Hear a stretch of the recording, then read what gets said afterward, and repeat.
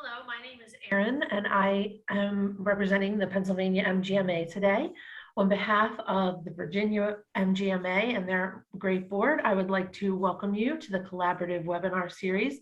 Um, Virginia MGMA is our host today, and I would like to thank their bronze corporate sponsor, Peak Technology Partners, and Tim Hilton, the Director of Practice Advising, is our speaker today.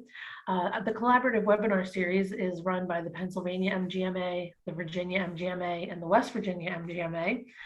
We are happy to have Peak Technology Partners and Tim Hilton with us today. Tim has a decade of experience in data security and IT infrastructure, and now works for Peak Technology Partners as Director of Practice Advising. At Peak, he works with practices on how they can better leverage their IT to serve their patients and safeguard their data. We're happy to have Tim and Peak Technology with us. Tim, you want to take it away? Definitely. Thank you, Erin. All right, everybody. Well, thank you for joining me today. Hopefully we get some good information across to you. The goal of this presentation is really to help you have your practice operate more efficiently using their IT, and doing so by making correct decisions on what to invest your money in as far as your IT is concerned and how it can help you. So, like Erin said, my name is Tim. I work as the Director of Practice Advising, which means I go to different practices and take a look at what they have going on, see how we can help them to get up to snuff and have some better IT to make their lives a little easier. So, we're going to have three parts to this. The first part is going to be setting a baseline. So, just like when you're looking at yourself to get into a healthy habits and get in shape, you want to set your baseline, figure out where you are now. That's kind of going to be our metaphor as we move through, is getting in shape as a person, sort of similar to getting in shape as an IT organization. Part two is going to be managing your environment. Part three will be developing healthy habits.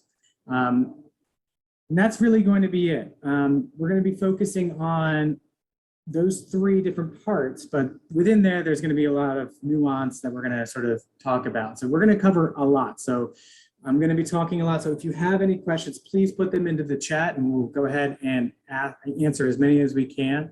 And you can always email me to ask more information. So first things first, setting your baseline.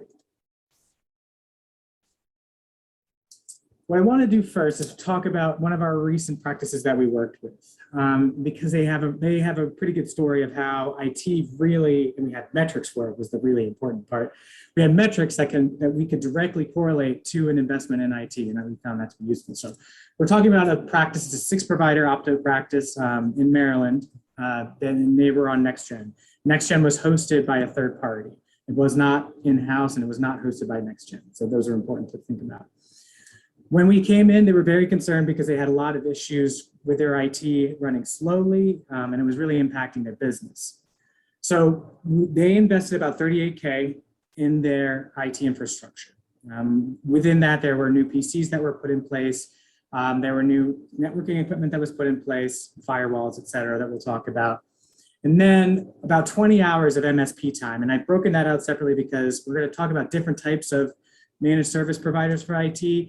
Some will have that included in what they do, and some will charge you for that. So I want you to understand all the investments that are going on here and how much money is getting put back and forth.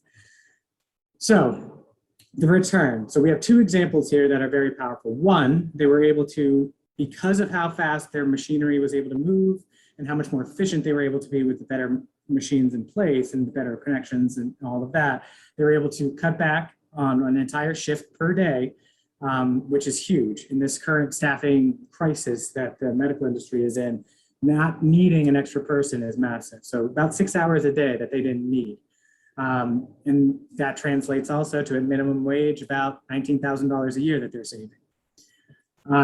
Their appointment time for optical imaging was reduced from 30 minutes to 15 minutes. That's how much faster we were able to get their imaging moving, and how much faster the machinery that we put in place and the infrastructure we put in place was able to get that moving. And I mean, you can look up the codes for that and see the amount of money that generates, but even if it's not double and it only increases 50% of their revenue from that one type of appointment, that's a massive increase. Now, when we're going to be talking about the different types of how you can buy infrastructure, and I'll address that a little bit later. But the infrastructure that they put in place should last about 5 years. And you know, there might be a 10% failure rate, just, you know, things breaking. But within that 38K is going to last for a long time. So you can tell just with that simple math how much money they're able to make just from that small investment in their IT. So when we get started, and when you really start taking a look and wanting to be analytical about your IT infrastructure and what you can do better, the first thing you need to do is generate an asset management list. You should have this already. It's required by HIPAA for you to have it. But this is a small example here of, you know, just a simple Excel spreadsheet that you can put together. And all you really need to do is put your locations, what it is, and the important part is to get the serial numbers and the make and models in there. So you know what you have and you have a list of everything. And then you can really start to look at, all right, what do I actually have in my practice? Because, you know, it's hard to just kind of run through in your head every single piece of IT equipment that you have. I guarantee you, not many of you could do it right off the top of your head. Having the list is massive when you're actually really trying to look through everything and be analytical about it. So that's how we sort of set our baseline. We have our asset management list. We know what we have physically. Now we can really start looking at managing that environment and getting it to be a little bit better and identifying what these things actually do for us. So first things first, now when you get in shape, you have to go out and buy some new shoes. You have to go out, buy some, you know, new running gear or gym equipment or get a gym membership. You need things to help you get in shape. That's what buying new IT equipment kind of is. So the first thing we're going to talk about is personal computing. So your PCs, your laptops. Now there's a few different philosophies in how a practice can leverage this type of equipment. Now there are practices that are able to leverage it where every exam room has its own PC, and then you go in and you log in, your providers log into a single sign-on, and that's when they're able to pull everything up as if they were at their PC at their desk. And alternatively, they take their laptops into each room with them in each exam room. Both have good sides and bad sides. You know, there is providers, I'm trying to say this very delicately. They're not always the most gentle people with their IT equipment. They drop things and break things, and it happens quite often. So that's kind of, you know, if you give them a laptop, there's always the chance that they're going to drop it and break it. And the other issue is that when you have a single sign-on machine that they're logging into every time they come into an exam room, that's 10 seconds of having to type things in, and 10 seconds adds up. So those are where you're really trying to look. When you're looking at personal computing, you're looking at how is this making us more efficient? Is it making us more efficient? How can it make us more efficient? Those are the questions you need to be rolling around in your head of when you're designing how this should work. What can we do better? How is it going to help us? Now, I have here purchase from a single manufacturer. It makes things a lot easier for you and your IT company and your staff if everything is sort of uniform and familiar. If you have a provider that loves to work on Macs and has a Mac laptop, but then has to go into an exam room and utilize a PC, that's going to be a little difficult for them. Even if it doesn't take them that long to readjust, it does. You know, they're going to try and remember, how do I find a file again? I can't just go into Finder. I got to go into my computer or whatever. It can take some time. So think about that. It also makes things a lot easier when your IT company is running updates, if everything's sort of the same and uniform. It also makes things a lot easier when you're purchasing new PCs and refreshing machines if you are refreshing the same machine. So that's sort of a quick overview of personal computing and how you should be thinking about it in regards to making your practice more efficient. How can it help me? How can it how can we make it more efficient? Second is networking. So what is networking, first of all? Networking equipment is what manages and allows internet to exist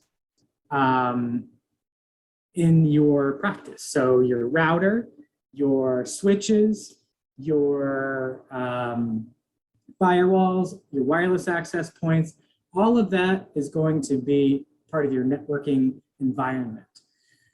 Now with that, you want to use equipment that's going to add value. So if you go out to Micro Center or Best Buy and just buy a router and buy a switch and put that into your practice, it'll do its job, but it's not really going to add value. Enterprise grade equipment, enterprise grade networking equipment adds value in addition to its core function.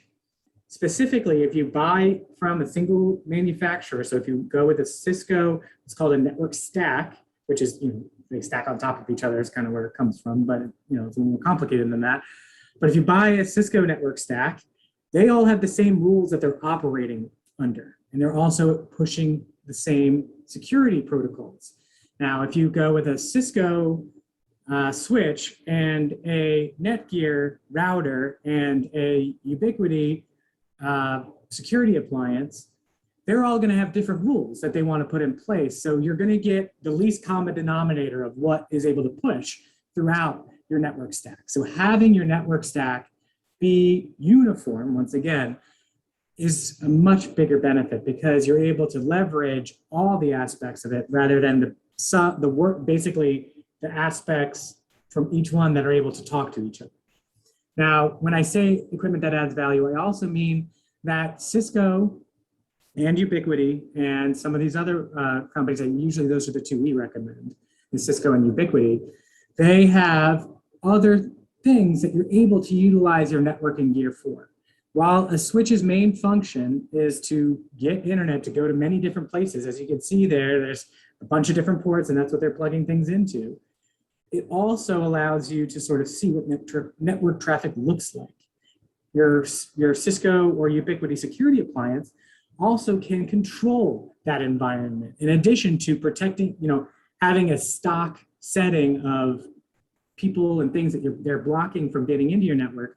If you were able to really leverage that utilizing, internal IT support or external IT support, they're able to really pull reports and generate information and data about what you're looking at, what your staff is looking at, but more importantly, how fast things are coming, how fast different web pages are loading. If you're on an EMR that is web-based, how fast you're able to access it, what is impacting that. Being able to leverage that data is massive, and I can't overstate it enough. If you're having packet loss and you're having issues getting to Athena, for example, and you're able to find out why and save every single interaction 10 seconds of loading up into Athena, and you have hundreds of interactions every day, you're saving hours of labor time every single day just by fixing that one little thing that you're able to find because you have insight into your network because you have that enterprise grade security appliance in place. Now, printing and scanning, communal printing versus desk printers. So there are reasons why you still might want to have a desk printer here. We want to really think about this once again from that same aspect of, okay, how can my printing work for me and how can my printing help me? If you have communal printing, but someone has to walk from the front desk all the way back to another side of the practice to pick something up, that's not helping, that's hurting. While yes, it's better for the environment, if that person has to walk back there 10 times and it takes them 5 minutes to do that, that's 50 minutes of their time that they've wasted in a day walking back and forth to a printer. And that's not good. So you need to make sure that when you do communal printing, you're putting those printers in a place that's easily accessible and fast for people to get to. And then now servers. So less and less practices need big server infrastructure because a lot of the EMRs are moving to cloud-based solutions or you're able to host them with third-party providers. But if you do have them, once again, you want to make sure that they are like items. Basically, if you're going with Dell, use all Dell. Don't use one Dell, one Google, one everything else.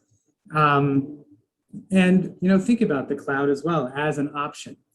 While servers are cheaper month to month, they're traditionally more expensive because you have to buy them, and they're expensive when you first buy them. They could be $10,000-$15,000 per unit when you buy it. So it all depends. That's going to depend on your EMR and your software that you're running, which is what we're going to talk about next. But your server infrastructure, if you have server infrastructure, you definitely need to have IT people that can help you. You should not be running a server stack by yourself. It's a recipe for disaster, in my opinion.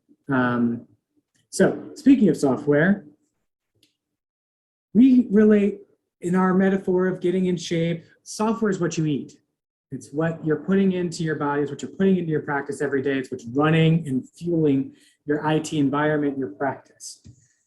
So the first and most paramount one is obviously your EMR. So depending on which EMR you're utilizing, that's really going to inform a lot of your decisions within your practice as far as what you have to do with your IT environment. So for example, we have Athena, ECW, and NextGen here. Athena is completely web-based. So really, you only need to focus on your networking core and your PC infrastructure to access it.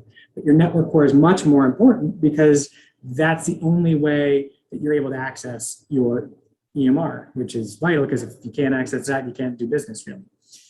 So with that, when network becomes that important, then that informs you that you cannot let that go down ever. So you need to make sure that you have backup internet connections, for example, because if the internet goes down, you are not able to do business. But it also means that you need to be making sure that your connections are running really well. ECW and NextGen can be both. So they can be cloud hosted, they can be on-premise, or they can be hosted by a third party. So a lot of times when they're hosted by a third party, you need to be thinking about how that connections run. How are they connecting to things? So for example, TSI hosts a lot of NextGen. TSI, you need to make sure that you have people that are able to speak with them on their level to make sure that the connections are working really well, that the tunnels that we're building between the two are working really well. So the next is operating system. So we kind of quickly touched on this, but if you have multiple different operating systems running within your practice, it can become an issue when people go from one operating system to another operating system within the practice. So a provider who loves Mac, wants to use Mac, if they're working at it at their desk and then they suddenly switch machines, I know all of you can relate to having a bit of a jarring experience going from one to the other. So that's something to think about. And a jarring experience, if it's 15 seconds to a minute every day, that adds up, especially for providers that are, having to see as many patients as possible. So that's something to think about. And then once again, there are security things to think about here as well. So while, the traditional thought was Mac is more secure, it's possible. There's debate about that, but that's something to think about. Now with Android and iOS, and we put Linux here. I don't know how many of you are utilizing Linux, but it exists, and it's a possibility. Some of you might be running Red Hat for your server infrastructure. It's doubtful, but Android and iOS are things that you utilize. Whether it's for your tablets for signing in, whether it's for tablets that they carry from exam room to exam room. Once again, you want to make sure that all of those are running on the same infrastructure so that you don't have the same software, so that you do not have issues going from one to the other. You don't want to have that mix because it is more jarring, it is an issue. Now, email and messaging, and I'm going to spend just a little more time here because there's a few things that I notice in practices when I go in here that I definitely want to address. So first of all, you see here that we have Office and Gmail. You should be paying for your email addresses. If you're not, that is a big problem. And I'll tell you just one example of why. If you're not paying for Gmail, for example, and somebody with the password leaves the practice and they know the password to that one of your email addresses, They can change that password and you have no recourse of getting that email back. They now own that email. You have no way to get it back. And it's just the way of the world. So if you pay for Gmail, however, you then have administrative rights where you can lock people out and you can lock emails and all that kind of good stuff. That's why you need to pay for it. And I know that you don't want to, and it's expensive, but paying for an email address from Microsoft or Gmail can be as cheap as $3 to $4 a month. And it's worth it. Also, there's always HIPAA concerns as well there. So now another thing that I see a lot of practices not utilize is messaging. Internal messaging is really efficient and it's great. So at Peak, we use Slack, and I can show you our Slack here in a second. But a lot of places now use Teams. My wife works at the House of Representatives, and that's what they use. And their IT department is Teams to communicate back and forth. So with messaging, you're able to create, I'm going to show you just loading docs Slack here. Ours is, I don't want you to see any bad information there, but this is our, we use loading dock for some of our satellite locations, but this is what it looks like. You're able to go through, see these different channels, and you can create these channels and create discussions around things. So you can create channels for each exam room, for example, and put in there when you have issues in an exam room and say, hey, this happened in here, we need to clean it up or whatever else.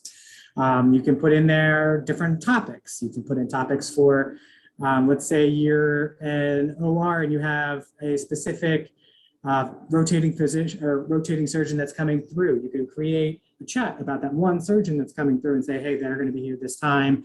This is what they're going to be doing.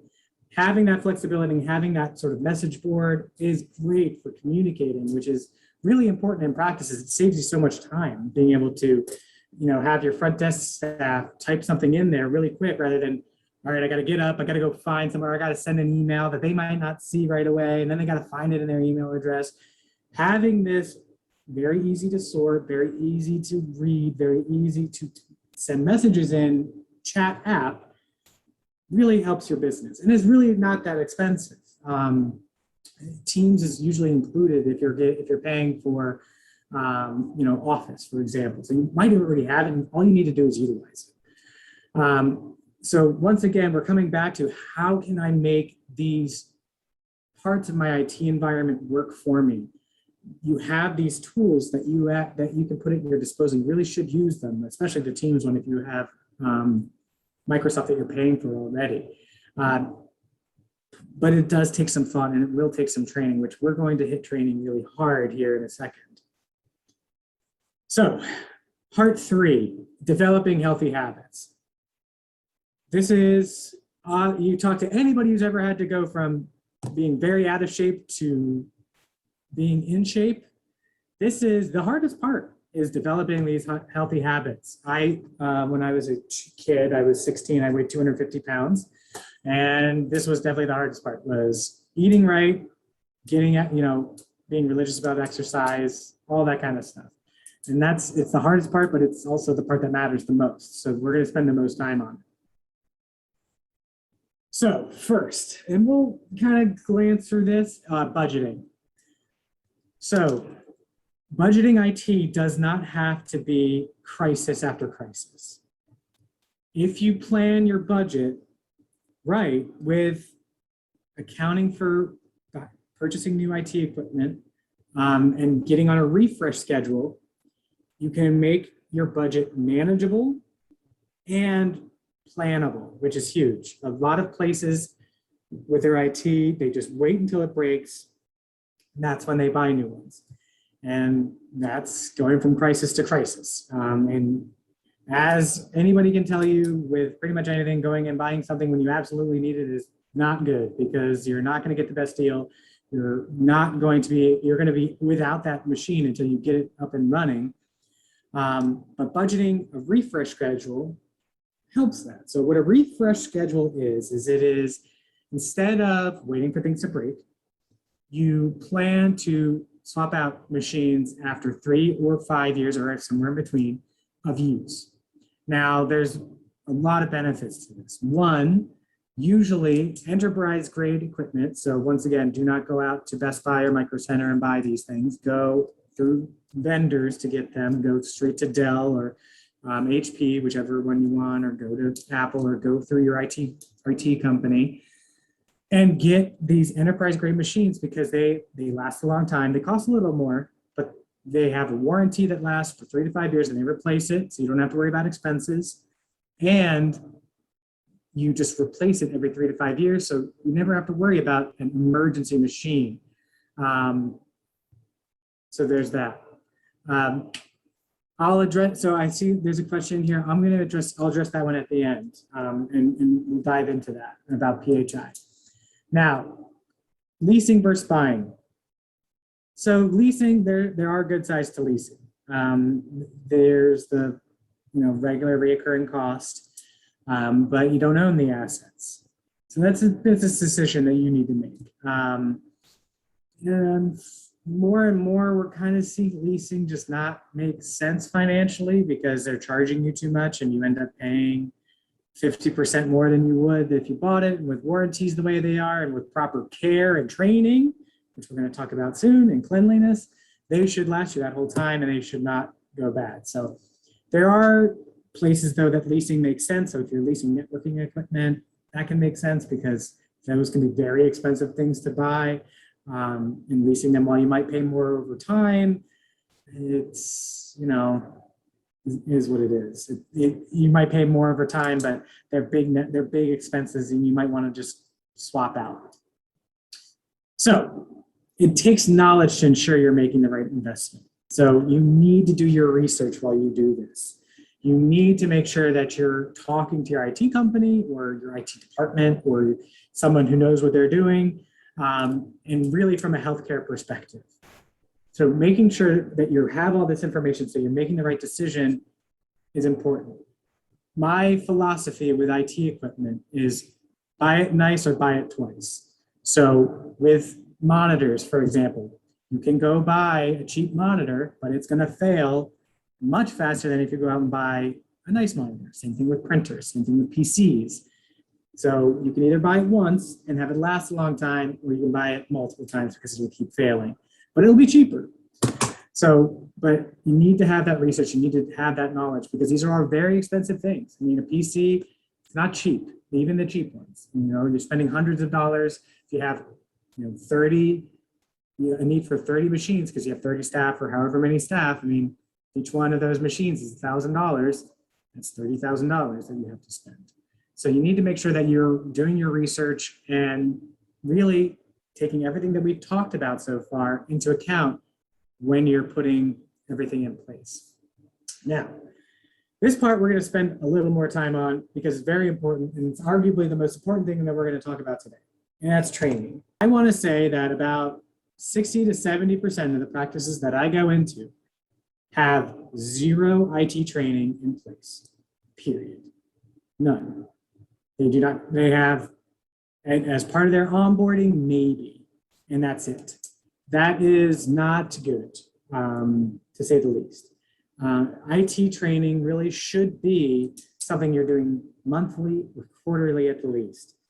And it should be on a range of topics, whether it's what we're going to talk about here with passwords, email, and internet procedures, or cleanliness, or having your EMR come in and do a demo of new aspects of it, or any number of things. You should be having training because not only is it good for them to have that information, it's good for them to understand how important it is to you that you're taking time to train them on it. And that way they're thinking about it constantly because of how important IT is in our day-to-day lives. So first thing I want to talk about is passwords. So you need to be training about password security and you need to be having good password security in place. Now, does that mean you need super duper complex passwords at all times? No, it doesn't actually. You should have some basic security requirements set, for setting your passwords, but it's not actually that important for them to be impossibly complex, because what we find to be worse is when they're super complex, when you're your requirements are super complex, and they have to be 20 characters and all the types of different things, people forget them. And then they write them down. And then that's worse than not having them write down passwords is bad, very bad. And I have some data to talk about that, but most intrusions happen because passwords get out or people are let in. It's no good doing everything we just talked about, setting up a good network, putting in place good physical infrastructure, and then having the keys to the castle just kind of get handed out because somebody left their password lying around or wrote down their password in an Excel spreadsheet that someone was able to get. The other thing that I see a lot, way too much, is communal passwords. That's bad for several reasons. Obviously, what we just said, it's bad for the complexity thing. If it's communal, it's almost certainly not hard because people need to remember it, or else you're having to reset the password for 5 people every single time. But one of those 5 people forgets it. But also, what if one of those people leaves? What if one of those people, so you're going to remember to change that password? That's good if you do, but a lot of times they don't. And that's how passwords get out. If someone gets fired and you don't have an IT team that's able to cut that person off right away, that is a problem. Because you have the communal passwords, it makes it much more complicated for your IT team because they have to reset and train all these other people on the new password or whatever else. If you have an external IT team, they're almost certainly going to say, no, do not have communal passwords. So that's not as big of an issue, but don't share passwords for anything. It just leads to so many bad outcomes. There's no good outcome except for not having to pay a little more money, which it is, we do have to pay more money to have more accounts to things. Yes, that's true. But it's not, one HIPAA violation fine is $10,000, I believe, off the top of my head. I mean, I don't know how much software you're paying for, but I guarantee you $10,000 is covering it. And that's just one infraction. So pay for the extra licenses, give everybody that needs it their own email address, give everybody that needs it their own login to the EMR. If people just want to share it, don't let them. It is not ever worth doing to share passwords. Now, email training is the next thing we want to talk about, and it's a great training to do. Phishing and spam are happening more and more and more. And it doesn't have to be an intrusion that happens from phishing. There was a practice that I was speaking with, and they didn't have an IT organization running any training for them at that point. And they had somebody, pay a bill that they weren't supposed, that wasn't an actual bill. And, there went $2,000. That happens with phishing. It's called, all types of different things, spear phishing or, CEO phishing, that kind of stuff.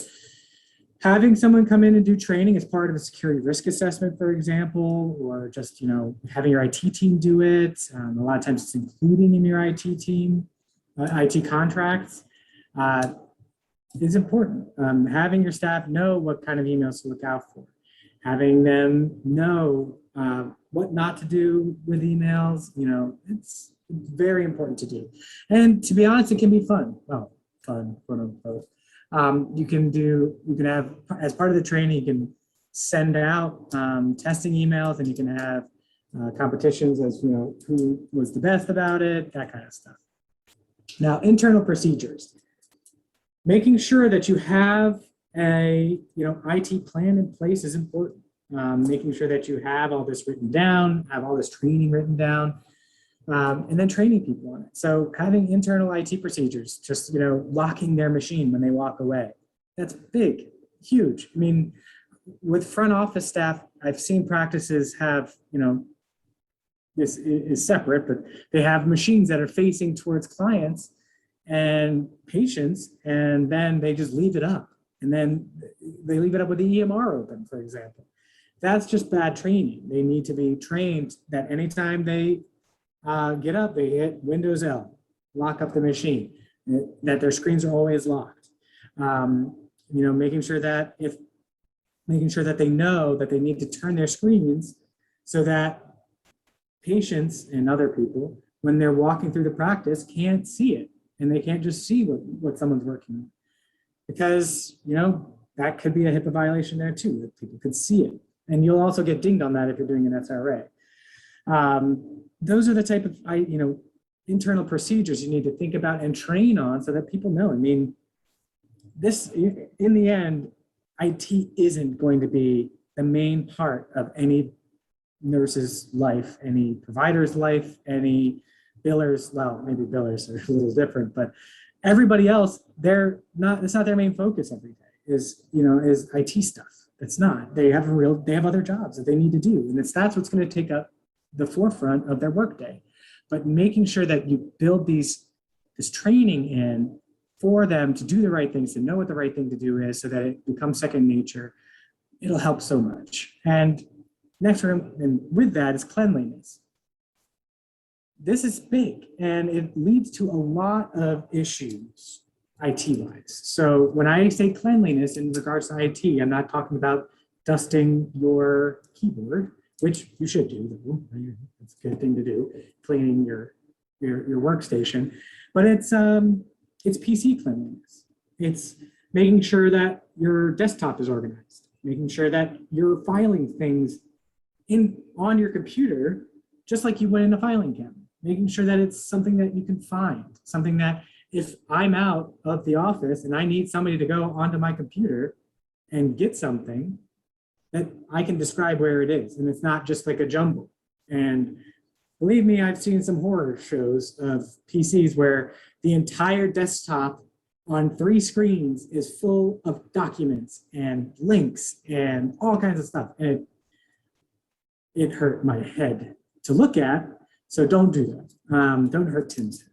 But in addition to cleanliness on your PC and organization within your PC and training your staff to have that organization, there's also internet cleanliness. Making sure that you're not going to websites that are going to install malware on your PC, and you're making sure your staff aren't going there. And if you have to force that, having the rules put in place on your networking equipment, that full stack that we talked about, that stop that from happening.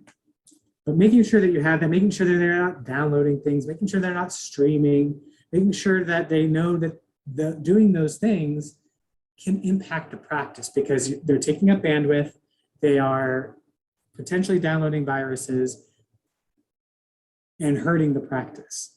So, internal cleanliness of, their workstation, on, filing things away correctly, making sure that they're being clean with their typing in the EMR, and also making sure that they're using the work PC for work stuff, and making sure that they're not downloading anything they shouldn't be, going to sites they shouldn't be. Those are what I involve in IT cleanliness. Now, I gotta put some scary numbers in front of you here. In 2021 alone, 45 million people in the US were affected by healthcare cyber attacks. It's a big number. The average ransom payout for healthcare practices was $320,000 to get their servers unlocked or their PCs unlocked. And that is a lot. Now, there's a lot of things you can do to mitigate that, which we're not diving really deep into how to design, backups and all that stuff. We're going to talk about service providers that you should be looking at that will do that. But there's ways to mitigate that. And that comes from putting IT in the front of your mind as you go through this. And then 50% increase in cyber insurance payouts. So I bring up that number for a couple of reasons. One, you should have cyber insurance. It's very important. It pays for, if these things happen, it pays that number above it, which is huge, but also pays all the numbers that you don't see here, which are lawyer fees. It pays for having your patients able to have access to, like McAfee or something else to track their online presence. It pays for any HIPAA violations. All of that gets covered by cyber insurance. So you should have it. Now, consequently, since cyber insurance companies paid out 50% increase over 2020 and 2021, they lost a lot of money. So they went back to the drawing board and they reconfigured what cyber insurance looks like. So it costs more now, and you have to actually be taking IT seriously to even be entertained for getting it. So they have a questionnaire that you need to go through with your IT company, and it's not, they have some pretty big requirements now to make sure that you're being secure. So that's why I mention it here. So if you haven't already gone through and redone your cyber insurance this year, it might be a little bit of a shock if you didn't do it towards the end of 2021. So over the next few months, if you haven't done it, you should start looking at it now. All right, so we talked about training a lot here, and that's because it's very important. So once again, I want to put in there that you really need to make a training plan for your staff for IT, and whether it's from your IT organization or you or your EMR coming and doing something, do it regularly. Make sure everybody's following it, and yeah, do it regularly. It's honestly this is probably the most important slide in the presentation. All right, so now we're going to talk about maintaining. We've gotten in shape now, we need to maintain. So you need to have an IT team, whether that is a MSP or IT services provider or internal staff. You need to have one of the two. So we recommend that MSPs be for anybody that has less than 1,000 employees or you're very spread out. Internal staff is more expensive. I mean, it just is. So usually you need about 4 to 5 members. So that's why, when you have about 1,000 staff, that's when you can really start having that internal IT team. The relation here is you could have like a personal trainer as you're part of a group. That's kind of what an MSP is. You're kind of working with other practices or other businesses to pay this IT team, and they're able to be an IT team for you. Or you have your own internal staff. Now, there's features and benefits to having to both of these. So first, MSPs. So there's a few different types of these. So there's pay by the hour. We usually recommend this for practices that are under 20 providers, under 20 staff. It's the least expensive, kind of. But that's because you pay them when they fix stuff. So you're paying them to fix things, which means that your staff are disincentivized from actually fixing problems because it costs the practice money to fix those problems, which means that they're not inclined to call, which means that things don't actually get fixed, which leads to inefficiency. But, as a smaller practice, a lot of times you can't afford to have the all-inclusive MSPs that we're going to talk about, or the co-managed MSPs that we're going to talk about. So this is your best option, better than having no IT team. A lot of times they'll also help you with, setting things up, but once again, that's a charge. So the next one is an all-inclusive MSP. IT issues are well managed. That's a pro. The pros are IT is well managed. Issues are fixed right away. You can call anytime. Some of them will charge more if it's after hours. Some of them include after hours support. It all kind of depends on your contract. And you're also a customer, which means that traditionally you're being dealt with a little bit faster than you would if it's an internal IT team, because the internal IT team is not as incentivized to get things fixed quickly. Now the cons there are that there's a high cost associated with it versus the pay by the hour. Someone else, you have to trust these people with your data, and usually they have a minimum size for customers. So that's kind of the breakdown there. Then we have co-managed, where the way you could start sort of transitioning to having an internal IT staff is having a director of IT, for example, or a EHR specialist, and having them work with an external IT team for a discount on their services, because you have somebody internally that can do a lot of this stuff. So they should be offering you a discount when that happens. It's kind of a good blend. I mean, you do have to pay for an IT person, which they're not cheap, but they, it's because they perform a very important service. And that way you kind of have a good blend. And we usually see practices, once you get over about 300 or 400 staff, you start to see that where you'll have a director of IT, but you kind of still outsource a lot of it to other people. You might hire one, extra person or something like that. But you really need to have somebody that is able to watch when you're at that level where you need an all-inclusive or co-manager, you're over 20 staff, you need somebody that's watching your network and is available and has backup for when issues happen. Because you don't want to just have, I'm trying to really think of, phrase this well. Basically, when issues happen in bunches, it just, when things go wrong, a lot of things go wrong, right?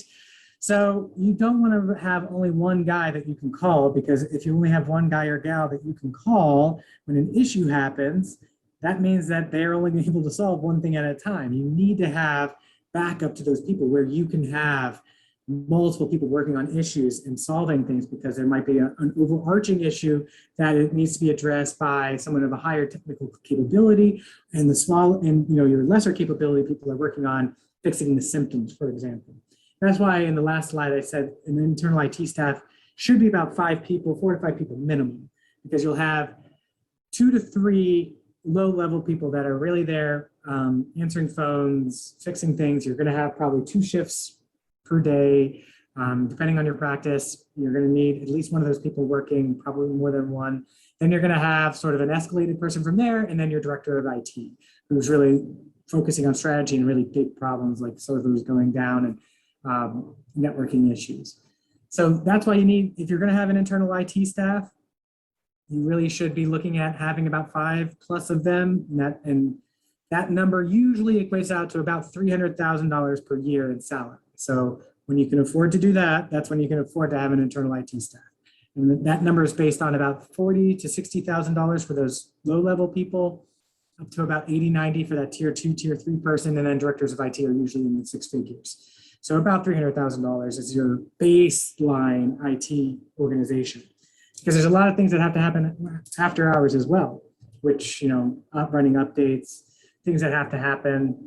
Providers a lot of times chart at night. You need people that are able to answer the phone late at night as well. So those are the 3 types. Now there's all types of, there's a lot of examples of MSPs out there. Your best bet is to just kind of take a look around, see what's out there. I mean, in Virginia MGMA, we have a lot of them that are in the association. Peak obviously is one of them. And then there's also Strategic Solutions. It's really good. They also do the co-managed solutions. Medicus up in Pennsylvania is a great resource. West Virginians, I don't know anybody, unfortunately, else besides Peak that's out there, but I'm sure they exist. But take a look around and make sure. There's a lot of us that now specialize in the healthcare space. So like Medicus, for example, in Pennsylvania, New Jersey, and then Peak down here, we specialize in the healthcare. That's all we do. So take a look at those different options. Now, in addition to your IT infrastructure, you a lot of times have vendors for other things, such as printing. So printing, having to not buy those huge multifunction printers is great, because they're like 6-figure purchases. So go with Advantage or Advanced, or go with a printing provider. Unless you're a very large, you're a hospital size practice, you really shouldn't be buying your own multifunction printers. You can usually get a better deal by just paying an outsourced printing organization. And then you should have security risk assessments done. And you should have them done by not your IT company. You should have them done by a third party. Just like when you're writing an essay, you want somebody to double check your work that's not you. And same thing for your IT company. You want somebody to come in and make suggestions. You want them to come through, and you want them to be pulling and picking apart everything that you do, because this is going to inform where you need that training, what you need to training on. It's going to tell you about issues you didn't even know existed. So you can have an IT security risk assessment come out, and there's a lot of cybersecurity companies that do just that, and they will only focus on IT. Or you can have, Techumen or somebody who does HIPAA focused security risk assessments come out and just tell them that you really want to focus on the IT aspect. Peak also does IT SRAs as well, and I believe so does Medicus, and I think Strategic might be starting to do that too. All right, so that's a lot of information I threw at you, trying to keep it to an hour, so we got about 9 minutes of putting it all together. So, well, let's run through these parts. So first things first, getting started. We need to find a baseline. Go through and do that inventory. Make sure, see what you have. You might not have things that you didn't even know you had. You might have extra scanners. You might have things sitting in storage. You might have things that you can put around and move around. And you only think of that when you actually walk around and see where it is and have that frame of mind. Next is managing. Making sure that your physical infrastructure is the right equipment for the right job. Making sure that it is fast enough, strong enough, making sure that it is in the right location. And then having your software be what you need. A lot of times in practices, we do see a lot of software bloat. So seeing, looking through all the different software that you use and saying, all right, do we really need this piece of software that our EMR can also do?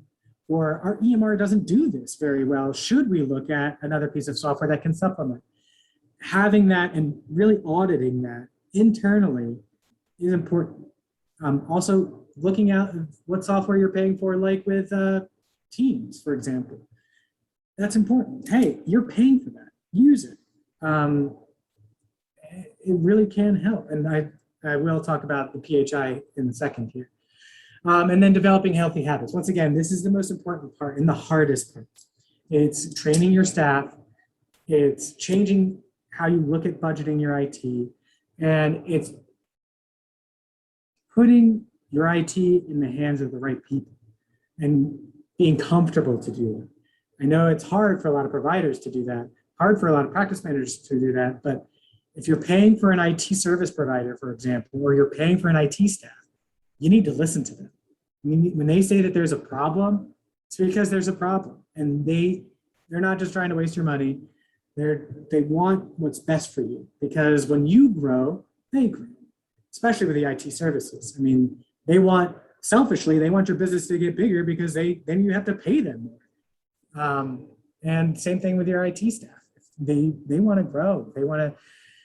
So an upside and downside with IT staff is to advance in IT, a lot of times you job hop a lot. So they want to grow and they want to show that they're doing things and they want to grow as people because they want to move on to the next thing. Unfortunately, it's the way of the world. I know that sounds bad for me to say, but they do.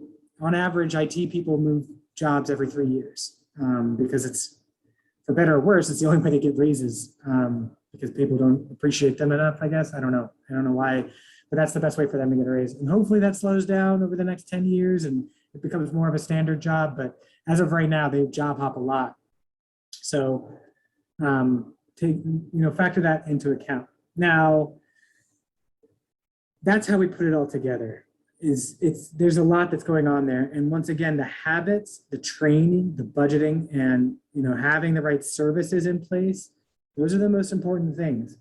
As an IT person, I love the toys. I love building computers. I love buying new stuff. But it's not as important as doing the right things day in and day out and having that training in place. So having an IT person is a full-time job. And I'm putting this here because I go into way too many practices and hear of an office manager that's also their main IT person. That is never going to work. And that person is not going to do either job as good as they could if they had the proper IT support. The next thing is being vigilant. IT needs to be front of mind all the time. And then maintaining proficiency. Making sure that you're doing the training, making sure that you're having your EMR come out and tell you about different things that they're doing. When they have a new patch, that's big, have them talk to you about it so that you're maintaining proficiency in it, but also you're hearing about new things. Go to your MGMA webinars. You 19 people did a great job at that part.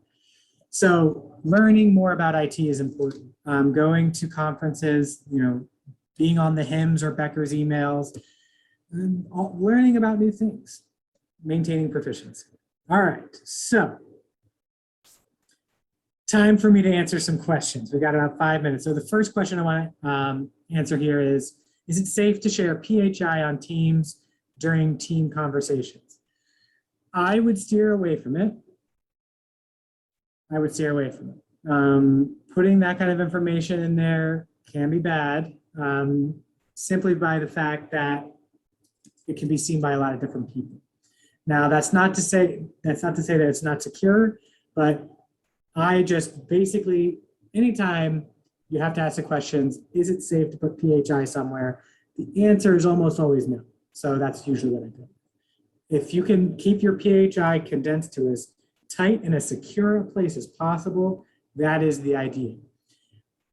You can, it should be secure as long as the right people are put in place.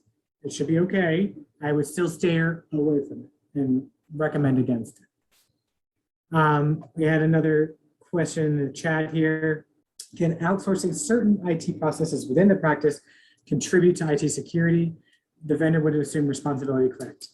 Yes, so you should be outsourcing IT processes to, so you should be outsourcing IT security to people who know what they're doing if you don't have that intelligence in staff.